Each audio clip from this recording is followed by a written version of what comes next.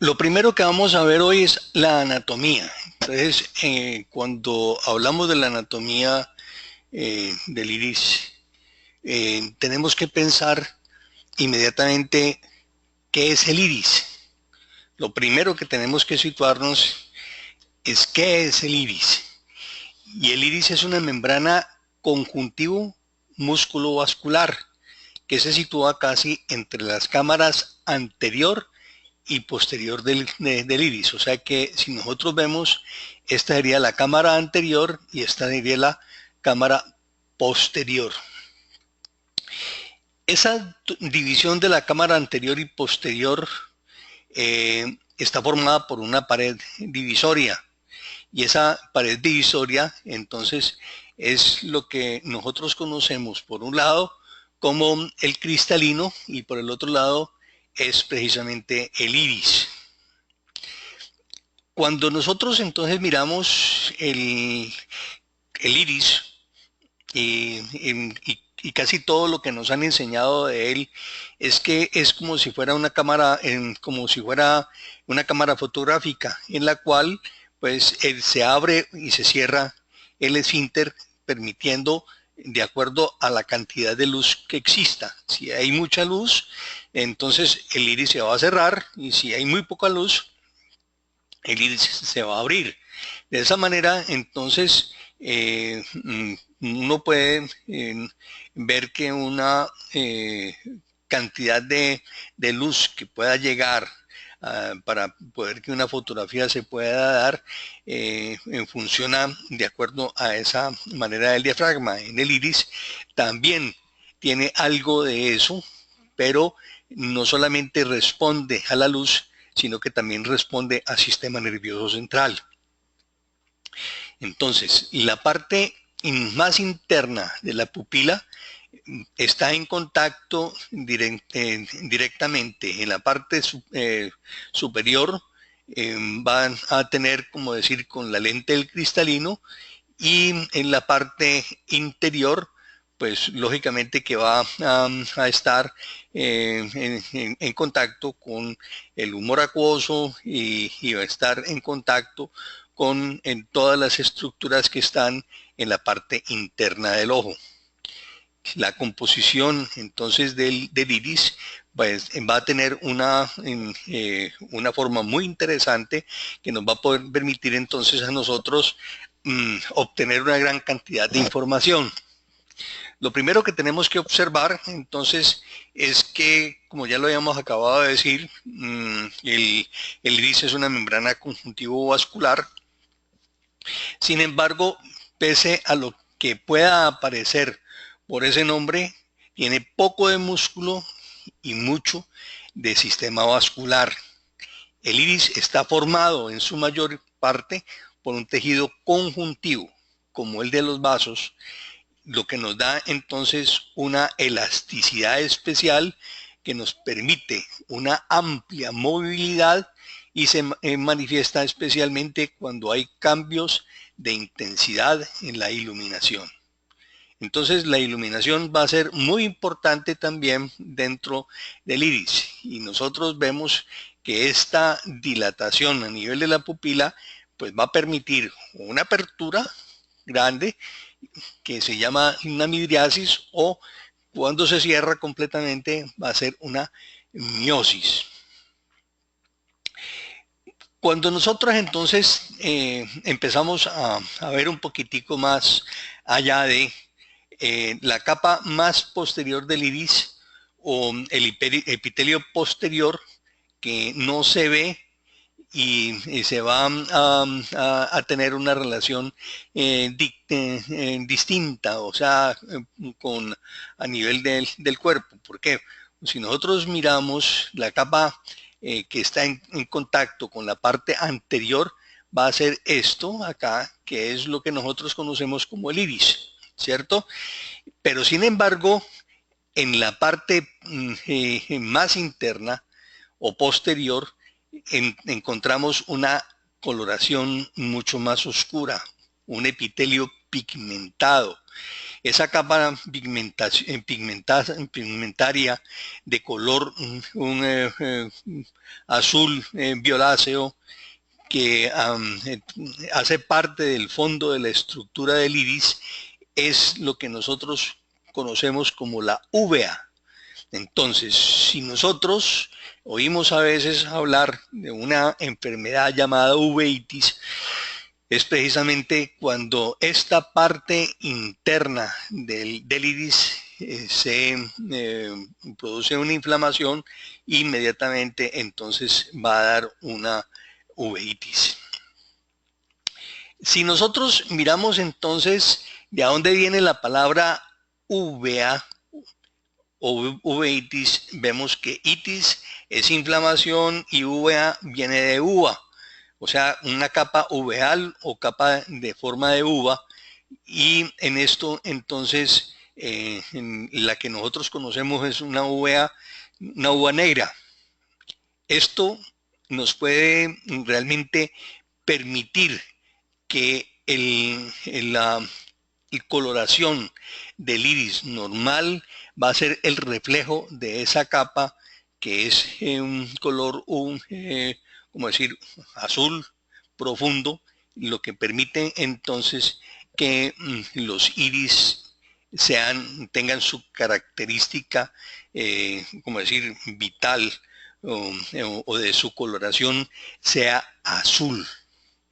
Por eso nosotros, o sea, todos los niños prácticamente nacen con los ojos azules, y a medida que avanza el tiempo, se van empezando a colocar un color dependiente de la cantidad de melanina que se tenga en el cuerpo. Mientras más melanina haya en el cuerpo, pues mayor la coloración café va a existir en ese ojo.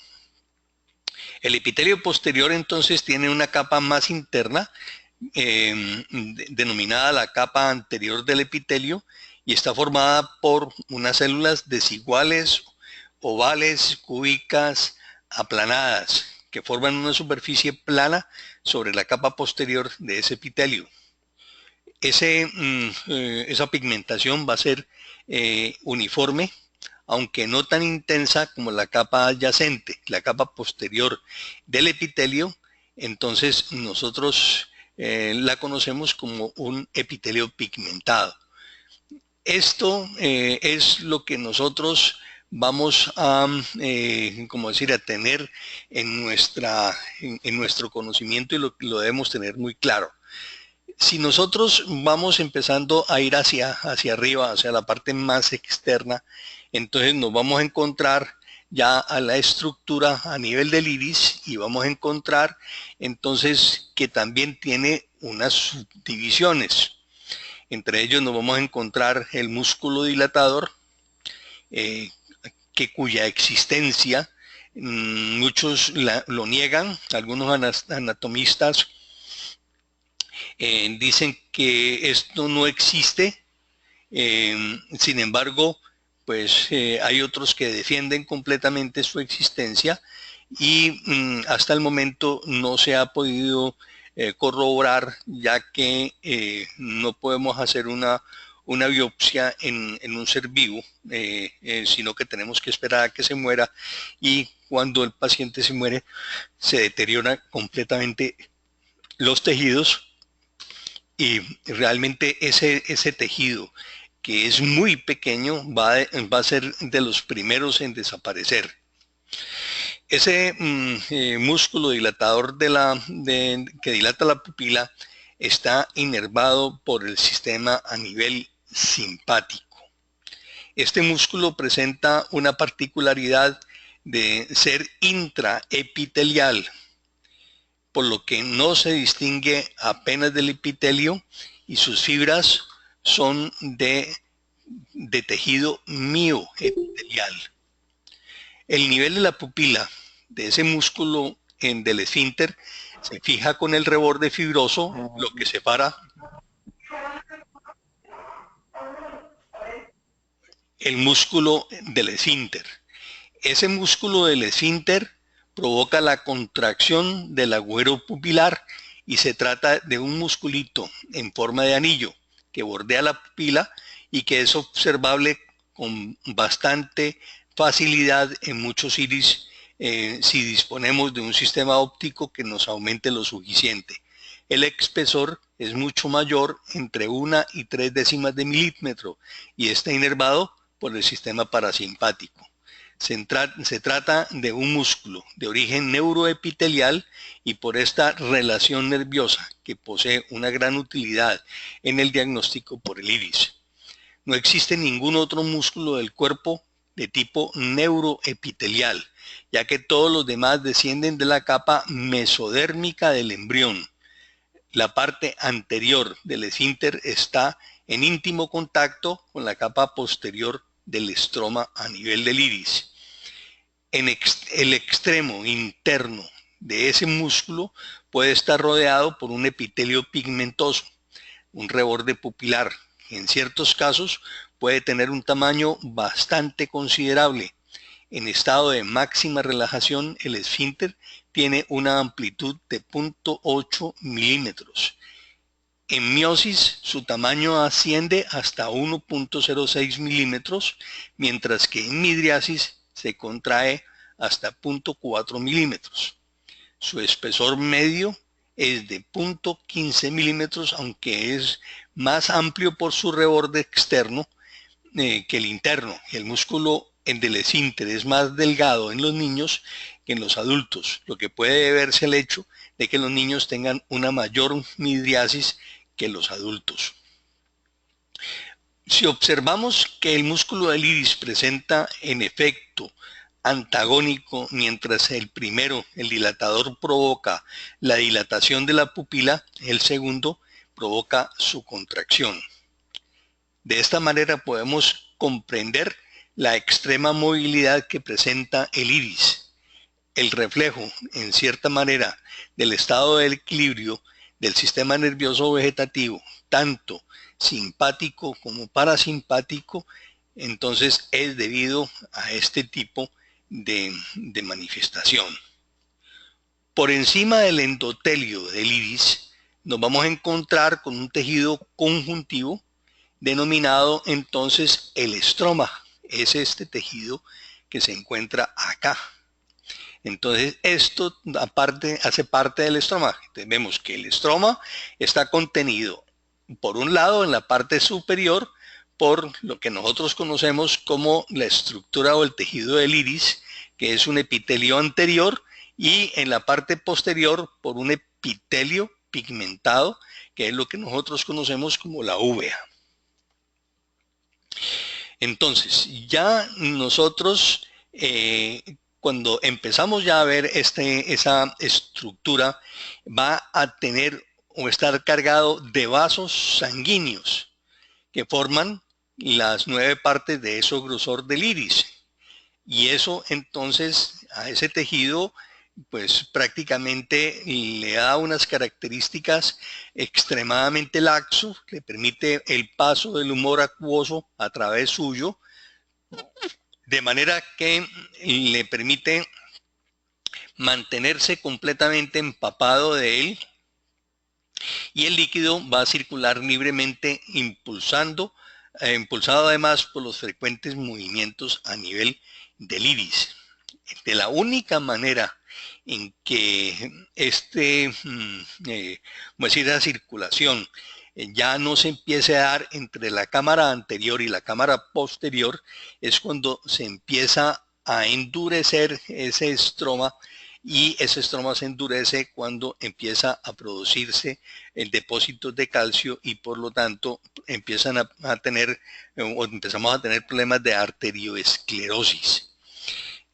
Aquí es donde van a aparecer entonces signos que van a ser muy importantes porque van a darnos, como decir, características de enfermedades que más adelante vamos a tocar de lleno. Sin embargo, por ahora tengamos en cuenta de que este iris o este tejido, este estroma, debe tener la mayor, penetración de líquido acuoso entre la cámara anterior y la cámara posterior para que mantenga la presión completamente normal dentro de las dos cámaras. Si nosotros empezamos a ver entonces que en esta zona también van a aparecer lo que son las lagunas y las criptas. Y esas lagunas y criptas, algunos autores, algunos anatomistas los han dividido también como si fueran túneles que van a conectar entre una y otra parte del iris. Y de esta manera, pues lógicamente que el estroma va a estar formado por un tejido conjuntivo fundamental casi transparente de consistencia semigelatinosa y que está formado por fibrillas colágenas típicas entrelazadas entre sí. Esa estroma del iris se puede dividir entonces en tres partes.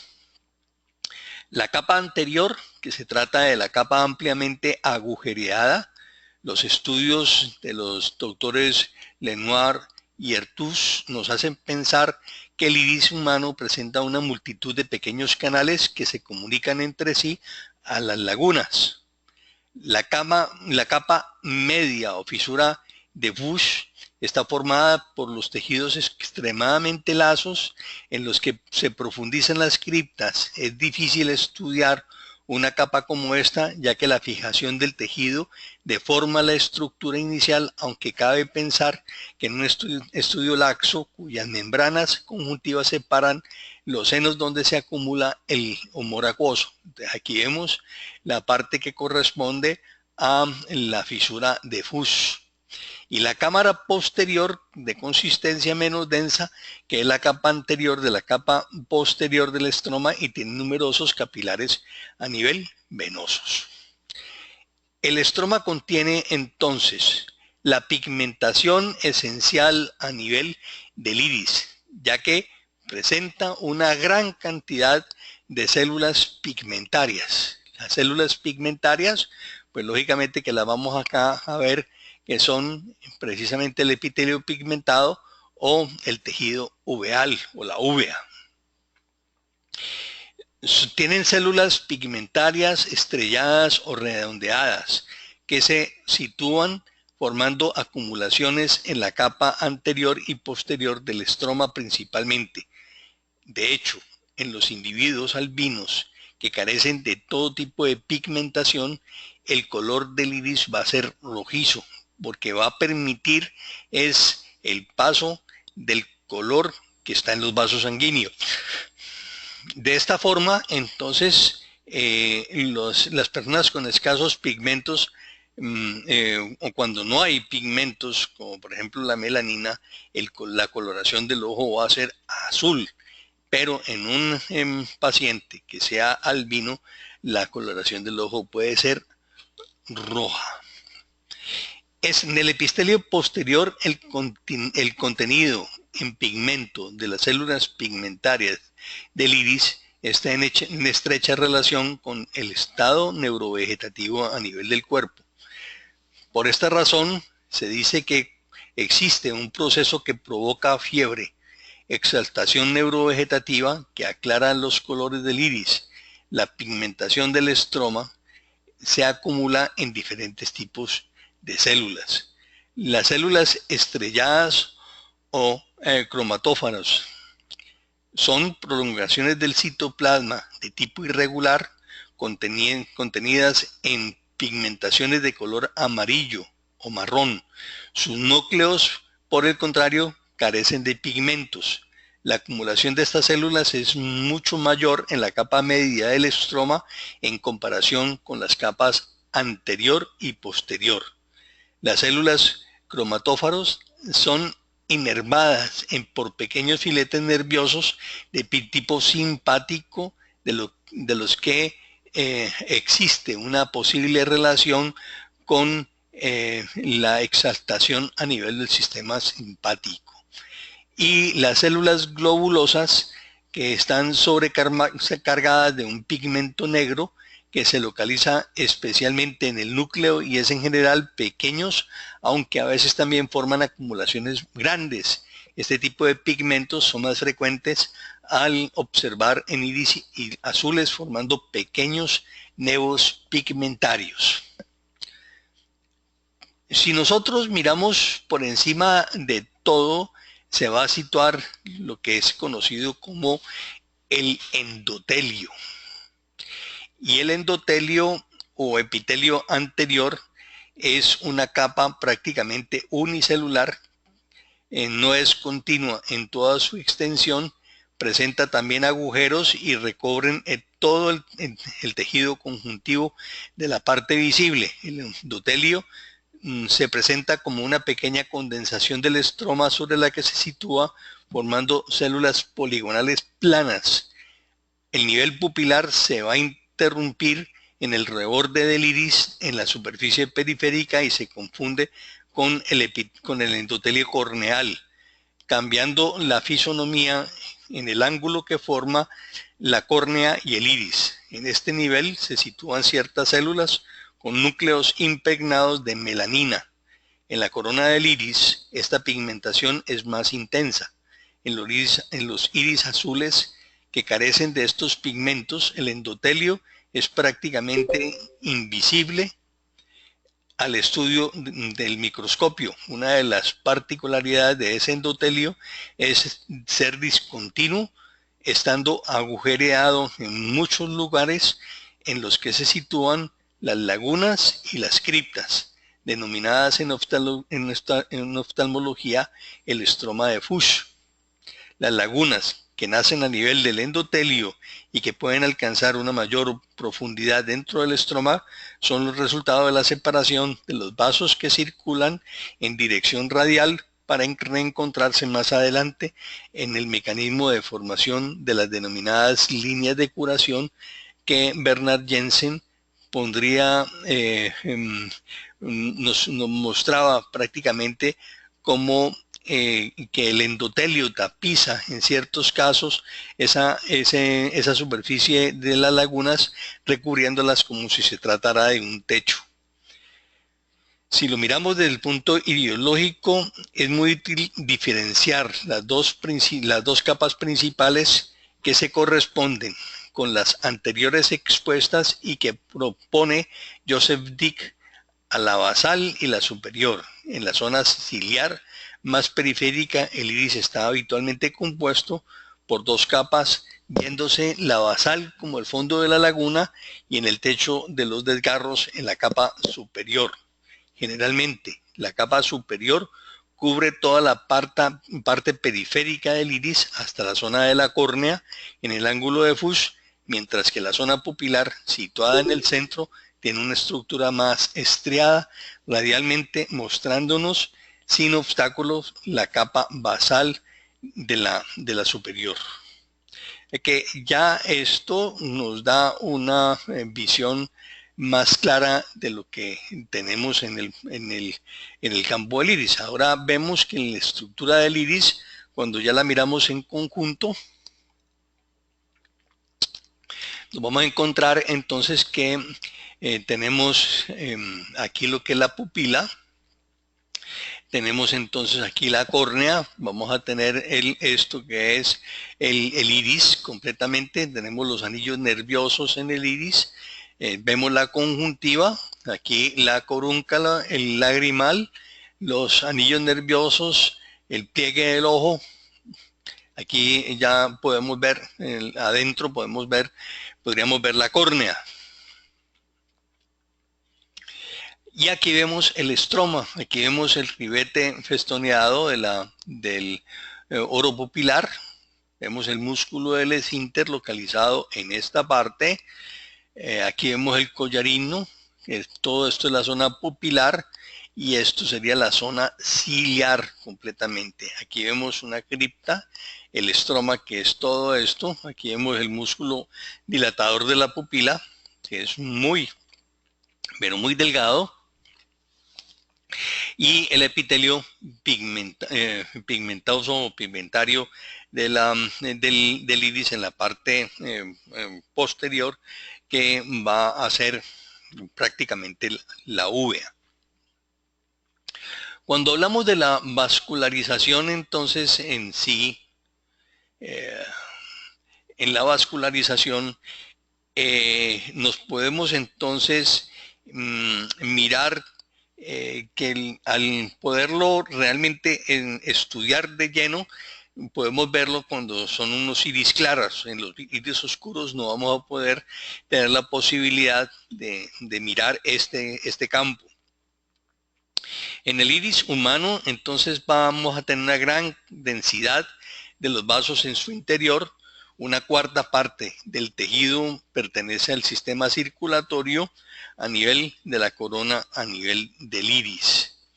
Los vasos se anastomosan, se unen entre sí y forman un círculo arterial y otro venoso. De ese pequeño círculo salen minúsculos vasos radiales en dirección interna y se dirigen a la pupila sin llegar a adelgazarla. Las arterias están situadas por encima de las venas y se localizan a una mayor profundidad. Esto es de mucha importancia cuando estamos mirando las reacciones de la corona del iris, ya que es un signo venoso profundo y se observan formas a nivel diferentes del signo arterial más superficial, que presenta una señal marcada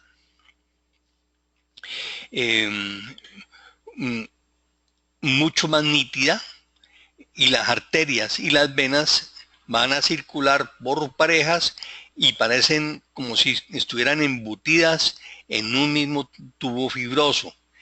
Este va a presentar en su interior un tejido conjuntivo laxo que permite cierta movilidad a cada unidad arteria-vena. El iris, cuando lo vemos de frente, nos vamos entonces a, a mirar que tiene unas arcadas o sinuosidades que los caracterizan estructuralmente en el tejido a nivel conjuntivo del estroma. Una zona externa, y cuando hablamos entonces la zona externa va a ocupar los 2/3 exteriores a nivel del iris, que es esta parte que encontramos acá. Denominamos entonces, o en esta zona van a ver lo que conocemos como el círculo vascular del iris mayor, y allí cuando tenemos o cuando miramos esta parte, entonces podemos determinar realmente que hay una muy nutrida llegada de sangre a nivel del iris. Luego vemos el círculo que es este de aquí, que es el círculo menor. El círculo arterial menor está aproximadamente a 1/3 del radio, que va desde el borde pupilar hasta la periferia más cercana a él. Se denomina la corona del iris, ya que forma una especie de reborde concéntrico a nivel de la pupila. Y la zona interna, que es la zona que encontramos acá, la interna, es el tercio interno del iris, denominado zona pupilar. En ella las arterias se dirigen a la pupila y se hacen cada vez más pequeñas. En el exterior del borde periférico del iris, ya en la esclerótica, se pueden encontrar algunos vasos que proceden del círculo anterior mayor del iris y en los vasos perforantes. Ya viendo en la irrigación, entonces nos vamos a la inervación.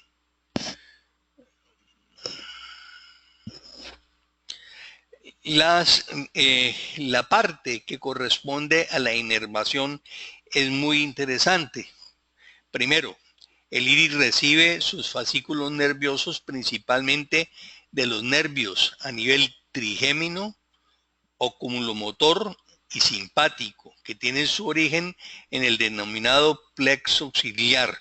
Sus conexiones son extremadamente complejas, pero podríamos decir que se componen de una red sensitiva y se localizan en la capa anterior a nivel del extroma.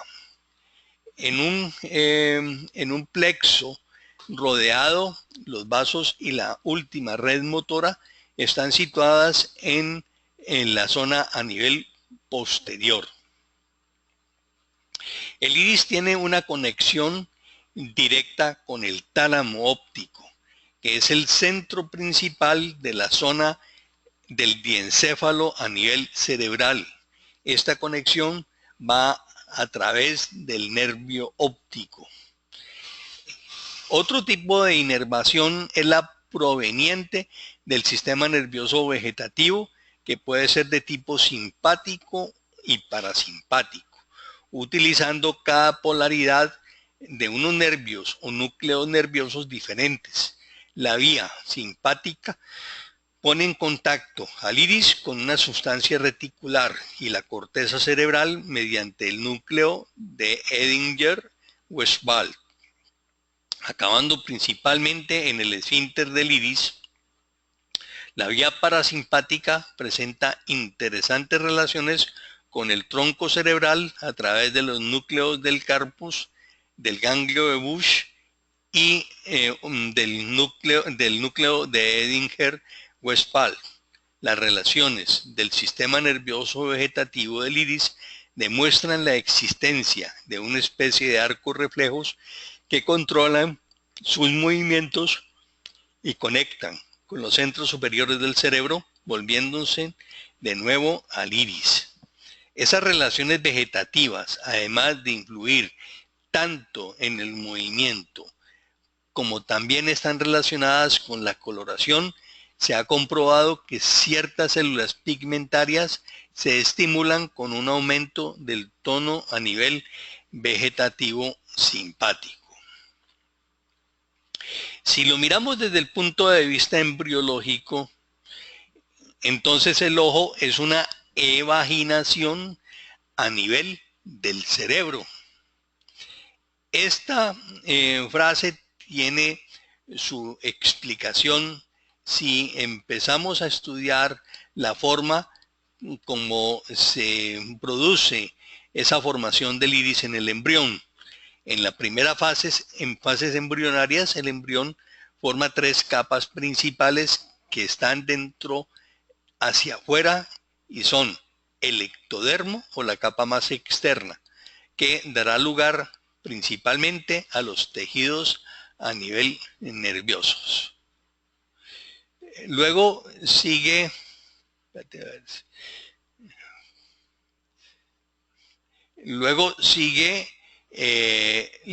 la capa que corresponde al mesodermo, y esa capa que corresponde al mesodermo prácticamente situado en el centro dará lugar a las estructuras conjuntivas vasculares y musculares, y el endodermo, que es el más interno, nos dará lugar a las otras serie de tejidos, entre los cuales se encuentra el tejido a nivel del iris.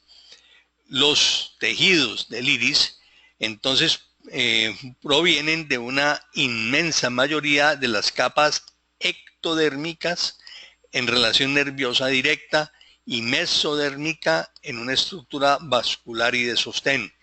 En el embrión de pocas semanas, la zona del cerebro tiene una forma de un tubo denominado el tubo neural, que es este tubo que se encuentra aquí, donde se originan las diferentes partes del cerebro y del cerebelo. Entonces aquí está el prosencéfalo, el mesencéfalo, y acá se encuentra la flexura a nivel cefálica, y esta es la flexura a nivel cervical en una formación a nivel de 28 días.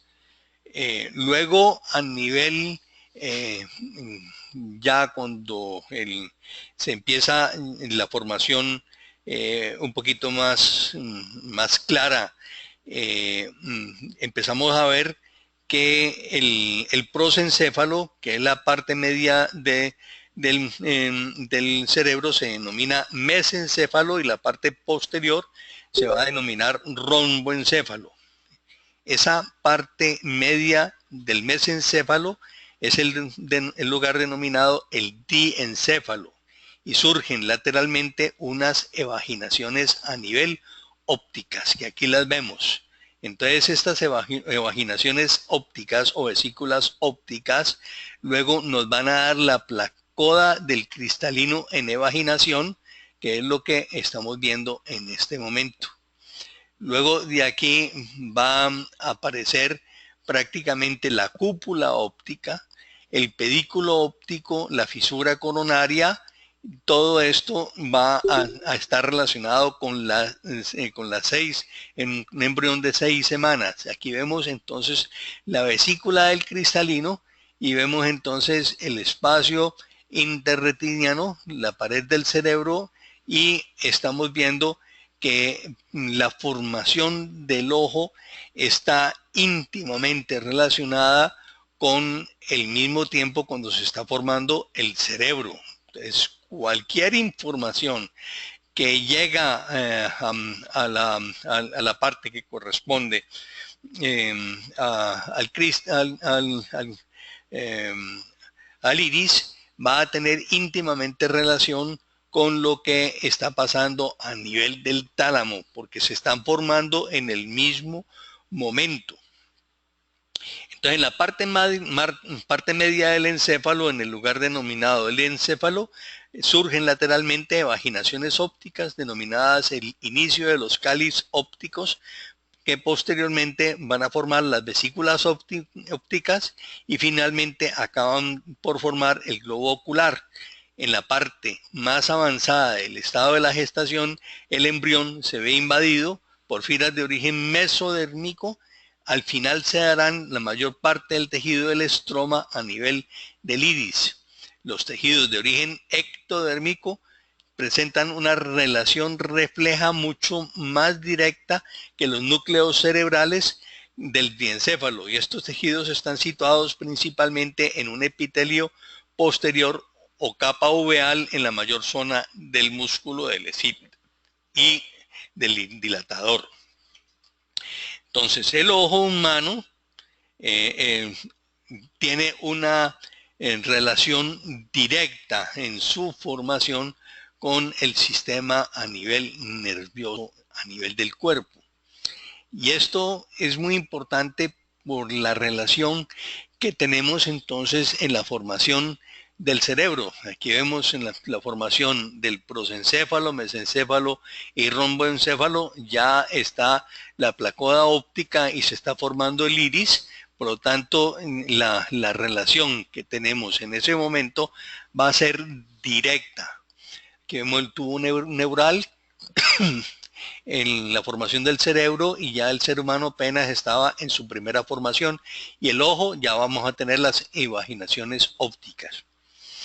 Todo lo que hemos visto o citado que corresponde al iris humano es una parte, aunque muy pequeñita, pues realmente nos interesa mucho, porque todos los signos que observemos en el iris van a estar directamente relacionados con lo que está pasando a nivel de nuestro cuerpo, y es dado precisamente por la información que es brindada a nivel del cuerpo por absolutamente todas las células a nivel de nuestro cuerpo. O sea, porque el tálamo, por último, es el que le va a permitir el paso de la información a nivel del sistema nervioso central. Si nosotros, si el cuerpo no recibe la información, o si el tálamo no da que esa información pueda llegar al sistema nervioso central, esa información nunca se va a entregar. Entonces, el cristalino se va a dividir en un globo ocular en dos grandes cavidades, la posterior, que es más voluminosa, y una anterior, que es más pequeña, que son denominadas la cámara anterior y la cámara posterior a nivel del ojo.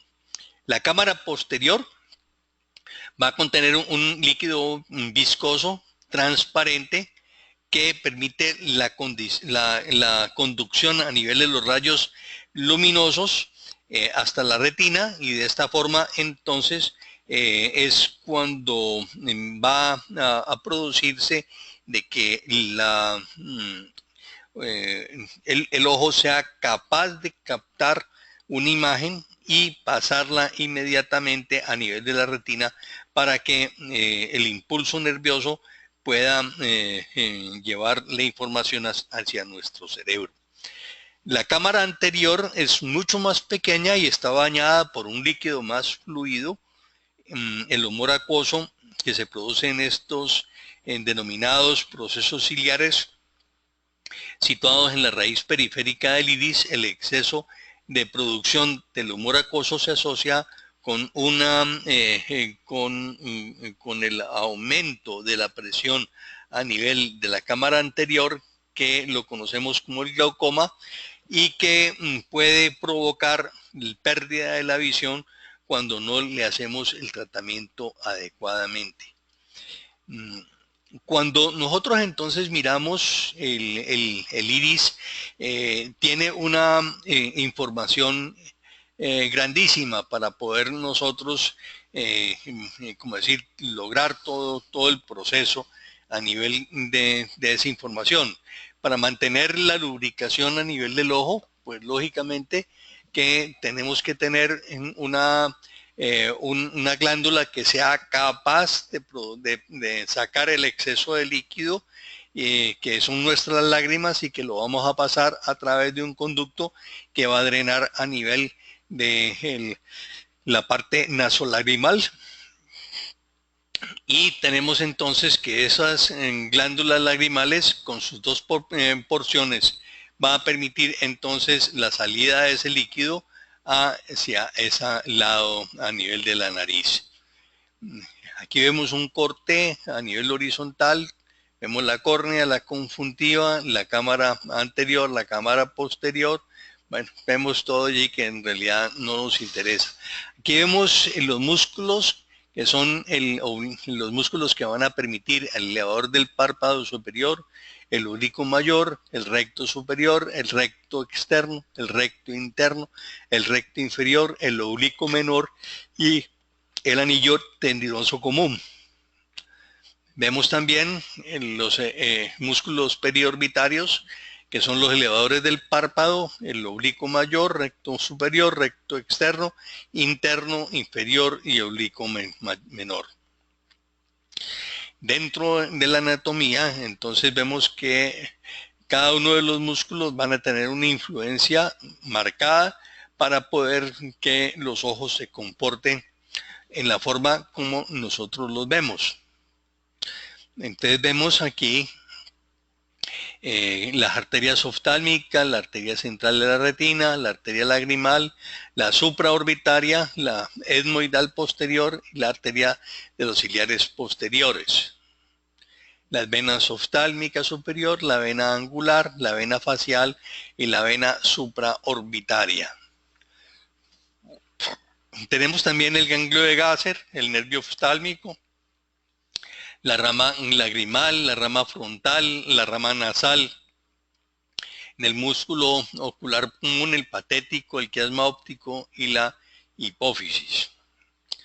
La córnea, la cámara anterior del iris, el músculo ciliar, los procesos ciliares, el conducto de Petit y la esclerótica también van a ser parte de ese mismo proceso. ¿Cuál es la importancia real que nosotros tenemos dentro del iris? Y es que el iris va a tener un comportamiento doble. Por un lado, va a regular la luz en el cuerpo, pero también él guarda una memoria a nivel de su interno, y que nos va en un momento dado a permitir ver lo que está pasando a nivel del cuerpo. ¿Por qué? Porque todo lo que está llegando a nivel del tálamo se va a ver reflejado a nivel del iris.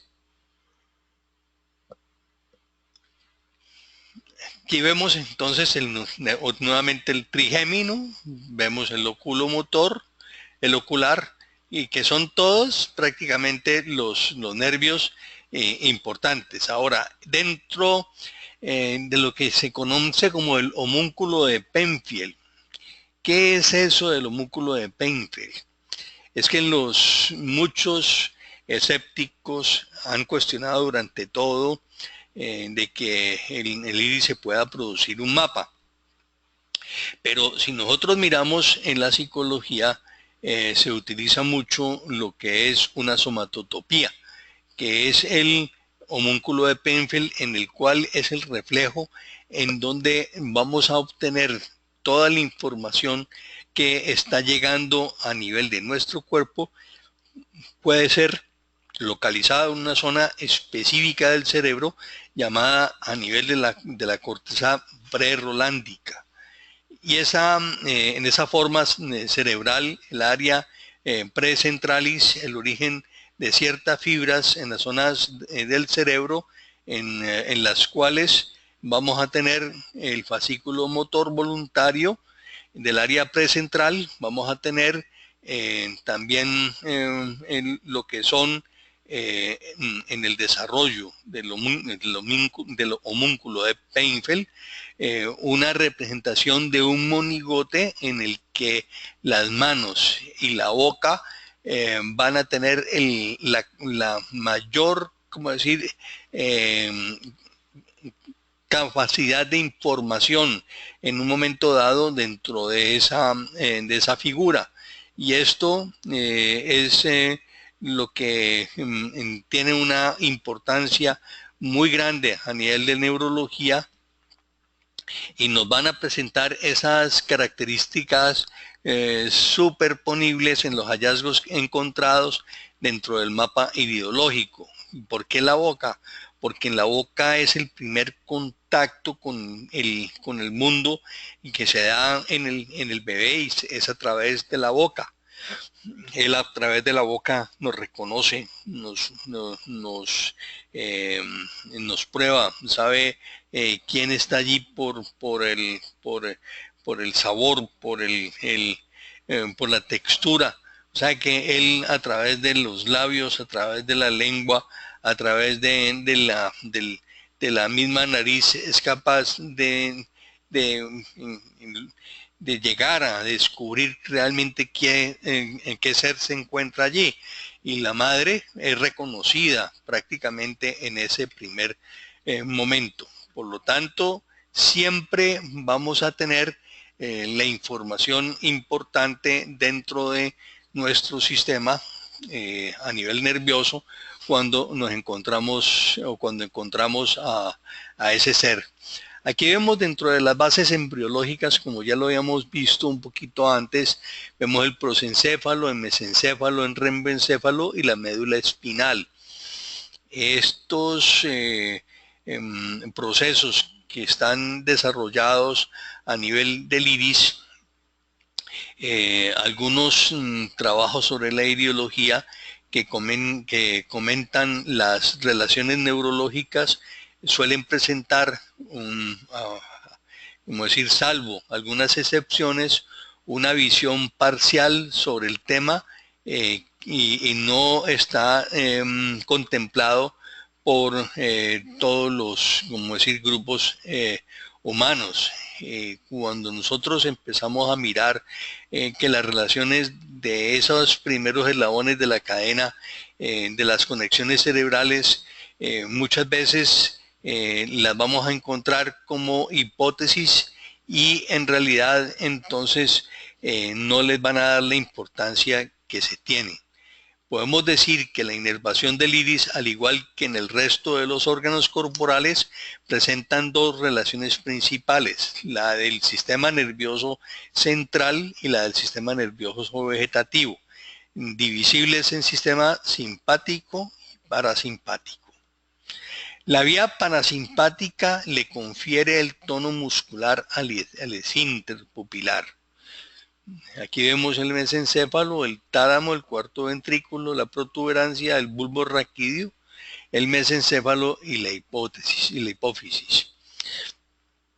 Entonces, cuando miramos la vía parasimpática, le va a conferir el tono al músculo del esfínter pupilar y debido a ello, una hipertonía en este sistema nos conducirá a una miosis y nos dará un tono constrictor a nivel del iris. Esto se presenta una vía de salida aferente y una entrada de la vía eferente. La vía aferente sale del iris a través del nervio óptico y se dirige a la área pretectal, pasando luego por el núcleo de Edinger-Westphal, a partir del cual se establece una conexión con la sustancia reticular y con la corteza cerebral. La vía eferente cierra el circuito y se ha iniciado la vía aferente. Esta vía se inicia en el núcleo de Edinger-Westphal por el ganglio ciliar y luego al músculo del esfínter del iris. La vía parasimpática va a constar de un reflejo a nivel cerrado con 4 neuronas. La vía simpática nos da el tono dilatador del iris y una hipertonía simpática que nos va a producir lo que es la midriasis. Como es lógico, en una vía aferente y la otra eferente, la vía aferente va a presentar 3 trayectos principales de salida que son la vía retinal, la vía hipotalámica y la vía medular. La retinal es la misma que la vía aferente parasimpática, terminando en el núcleo de Edinger-Westphal. La vía hipotalámica se va a dirigir hacia el centro del corpus y de Kleid, pasa el tronco cerebral y finalmente llega al centro cilioespinal de Busch, y la vía medular sale del iris, pasa a través de los ganglios de la columna parasimpática visceral y de ahí alcanzan el centro citoespinal de Busch. Son bastante desconocidas las diferencias y eferencias que presenta este citado centro de Busch. La vía eferente simpática se inicia en la médula espinal, pasando posteriormente al ganglio estrellado y al ganglio cervical superior y finalmente alcanzando el nervio olfativo. De una de sus ramas son los nervios ciliares cortos que inervan el músculo dilatador del iris.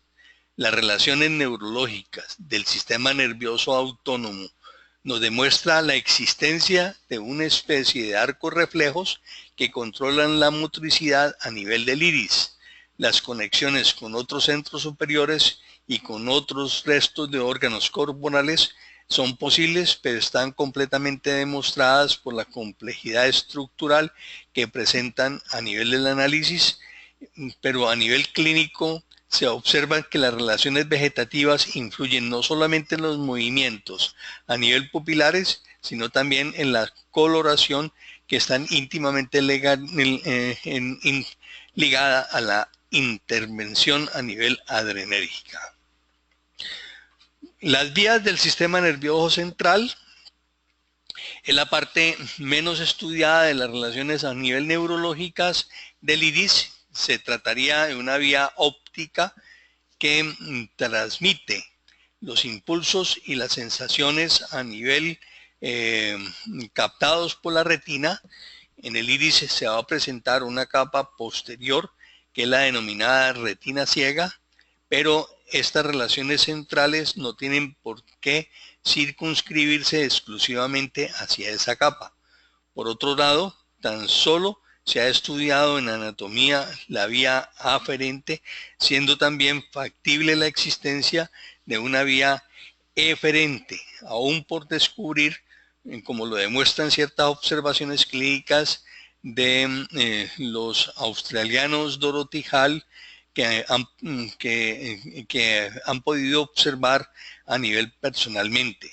El tálamo óptico es la expresión del anatomista alemán más clara la puerta de nuestras sensaciones a nivel conscientes. El tálamo es el centro que recibe toda la sensibilidad a nivel corporal, tanto exterioceptiva como interioceptiva. La sensibilidad a nivel del cuerpo, excepto la que llega al tálamo mediante los fascículos de Gold y Burdach. Por otra parte, el fascículo espinotalámico conduce hacia el núcleo de la sensibilidad a nivel térmica y dolorosa. El tálamo es un centro de reunión de la sensibilidad a nivel subcortical. Antes de alcanzar la corteza cerebral, en enfermos con alteraciones a nivel talámicas hay una sensación alterada de dolor de la percepción y puede aparecer que lo degollen cuando solo se está afectando o viceversa. Se podría decir que el tálamo óptico es el centro que decide qué sensaciones se harán conscientes, así como la magnitud de qué cantidad o qué clase de ellas se van a dar. En el tálamo se hacen conscientes determinada cantidad de sensaciones y otras se hacen a nivel conscientes a nivel cortical. Es muy importante entonces que podemos mirar esa somatotopía a través de las raíces nerviosas que entran en la médula espinal. Por ejemplo, Jan Boxy, que es un catedrático de la Universidad de Montpellier, pudiendo establecer una topografía medular, se ha establecido la posibilidad de que exista a nivel talámico y el clásico estudios de Pinfeld establecidos, como hemos visto en su homúnculo, que se sitúa a nivel de la cisura prerolántica en un área motriz de la corteza cerebral. Ese homúnculo pudo estar comprobado porque se trata de un área motriz, la cual, al ser estimulada, provoca reacciones a distancia. A nivel de conexiones aferentes y de sensibilidad, no estamos hoy en día en condiciones para demostrar su existencia, aunque es lógico y razonable suponer su existencia en numerosas localizaciones a nivel cerebrales. Si se hace una comparación entre las relaciones de los diferentes órganos con el homúnculo de Pinfeld, se observará una relación directa entre el mapa del iris a nivel convencional. Otras relaciones a nivel reflexoterápicas que son comprobadas y establecen las somatotopías a nivel auriculares, los podales, los de la palma de las manos, los meridianos de acupuntura y las zonas reflejas de Hitt. No hay, por tanto, que aclamar que la ortodoxia científica para tratar de hundir las bases con las que se apoya a nivel de la ideología, entonces estas bases se necesitan solamente de mentalidad abierta para que puedan ser realmente o que puedan permitir que este tipo de información que está llegando al iris y que nosotros la podemos ver a través de los cambios, podamos hacer su interpretación y que pueda validar esta interpretación dentro del proceso de la enfermedad y la salud en nuestros pacientes a nivel cotidianos. Esto sería prácticamente lo que es la anatomía y la embriología que corresponde al iris, y ya en este momentico nosotros podemos entonces ya tener una visión más clara de lo que vamos a entrar a conocer, porque en realidad esta clase nos aclara desde el punto de vista de la anatomía y desde el punto de vista de la embriología la importancia que tiene ya los análisis y los estudios que han permitido que nosotros podamos tener una corroboración de que el iris sí tiene desde el punto de vista de la anatomía y la neuroanatomía y la embriología, un desarrollo directo a nivel de todo el cuerpo, y que esto nos permita entonces entender por qué podemos hacer un diagnóstico a través del iris. Espero entonces que como